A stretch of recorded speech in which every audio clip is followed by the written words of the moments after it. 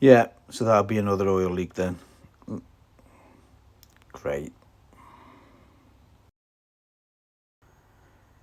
Welcome back, part 24 I think. As I feared on the last one, I think we've still got an oil leak here, so I think the obvious thing now is to take that sump off, order some gasket, refit the sump. At least the sump gasket's easily available, I don't have to back order it. We'll get that ordered now. Hopefully it'll be here for the weekend.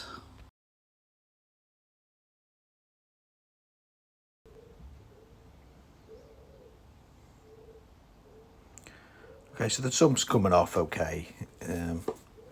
You can see that it is loads of horrible silicone stuff everywhere. That's not great, and it looks like we've got a couple of O-rings there as well. Yep, there's one there as well. Two. That's a pain, isn't it? That means that we're going to have to probably back order those. I bet you they're not standard sizes. Right, the oil looks alright. That sump looks pretty clean. It's a little bit of water in there. You can see that. In fact, that looks remarkably green. That looks like it's some sort of algae growing in that. Well, and the strainer's nice and clear. So that's good. That's really good news that the strainer's clear. So that means that probably the engine's in good condition. There's no bits and pieces in the strainer. That's a really good sign. Anyway, let's clean that sump out. Get all that horrible silicone off. Look at it, it's everywhere. Bloody silicone monster. I think he's got more on the outside. I wonder if that's what he's just tried to do. I wonder if he's just tried to seal it on the outside. I bet you that's what he's done.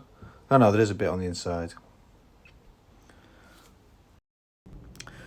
So we cleaned up the sump, and I can see that there's 4 O-rings that link this up to the pipework in the engine. What a complete overcomplicated nightmare. Anyway, none of these are available. They're all back order.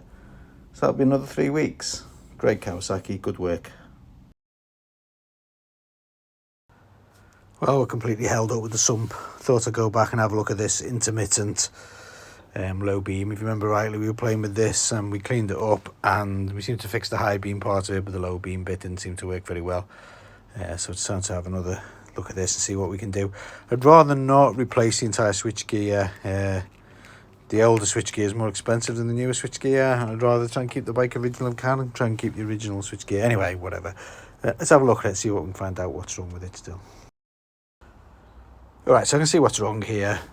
I've taken the rocker out, as the high-low rocker, out of the little switchgear, and I can see that the little spring that holds the 3-way wiper is distorted and it's not holding it flat, and that's why it's sort of working sometimes and the high's working but the low isn't.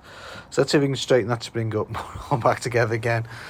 Crazy stuff, eh? Anyway, it's worth it if we can save it. If it's not, we've got nothing to lose really, so it's worth having a go.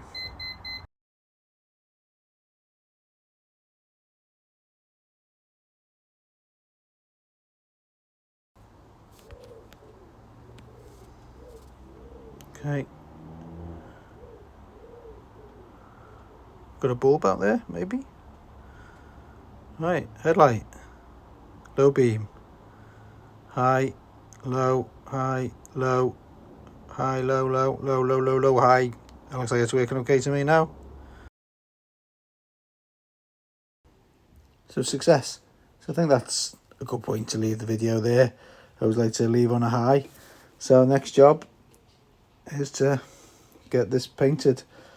I'm not going to go into a huge amount of detail with the painting. I've covered it in other ways, but it is a driveway special, so driveway paint job. So anyway, see you on the next one.